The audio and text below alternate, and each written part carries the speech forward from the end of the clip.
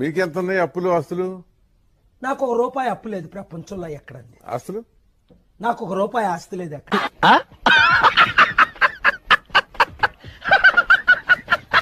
చారిటీలకి లక్షల కోట్లు ఉన్నాయి, 1000 కోట్లు ఉన్నాయి ప్రపంచం అంతా. ఈ ఇండియాలోనే 1000 కోట్లు ఉన్నాయి. అందుకే కదా నేను కేసీఆర్ కి జగన్మోహన్ రెడ్డి ట్రస్ట్లా అన్ని ట్రస్ట్లో. ఇంకోటి మంచి పాయింట్ అడిగారు, వెరీ గుడ్ పాయింట్. బాబాయ్ వద్దు బాబాయ్, పాయింట్ రా. అడిగిన పాయింట్లో మంచి పాయింట్ ఇది.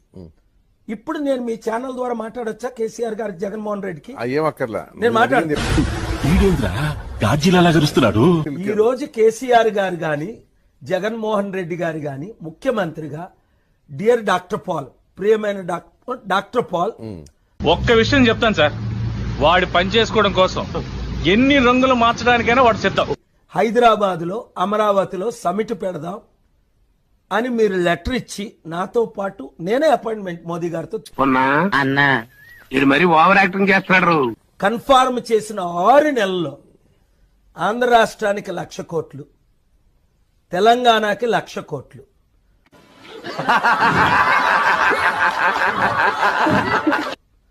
లేదా ఒక 100 కంపెనీలు పెట్టి 1000 ఉద్యోగాలు 6 నెలల్లో ఎలక్షన్ తర్వాత. ఇదేమన్నా అసెంబ్లీలో మైక్ అనుకున్నావా ఇష్టం వచ్చినట్టు అరవడానికి? డిసెంబర్ 1 లోపుని 1,00,000 ఉద్యోగాలైనా ఇస్తా, తెస్తా, 1,00,000 కోట్లైనా ఇన్వెస్ట్మెంట్ తెస్తా ఒక్కొక్క రాష్ట్రానికి. నేను కూడా షాక్ లో ఉన్నా, జనులు నేను కూడా షాక్ లో ఉన్నా. అరే ఇలా నన్ను తెలుగు ప్రజలు లైఫ్ లో నమ్మకండి. ఒకటి ఇప్పుడు మాత్రం కాదు, 2 ఆయనకి ఈ మధ్యన పిచ్చ బాగా ముదిరిపోయినట్టుందన్న. ఎందుకంటే నాకున్న కెపాసిటీ ఈ రోజు ప్రపంచానికి తెలియాలి, మన తెలుగు ప్రజలకు తెలియాలి. చారిటీ 100 మందిని బిలియనీర్లు తెద్దామండి. బాగుపడతారో?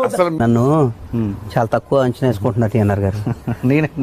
చాలా తక్కువ ప్రశ్న అడుగుతాను, మీరు నన్ను 30 ప్రశ్నలు అడిగారు. నేను అడిగిన దానికి ఒకటే, రాష్ట్రం అప్పుల పాలైపోయింది, వీళ్ళు అప్పులు తీర్చగలరా? కరెక్ట్, ఇది కరెక్ట్ గా చెప్పేవయ్యా.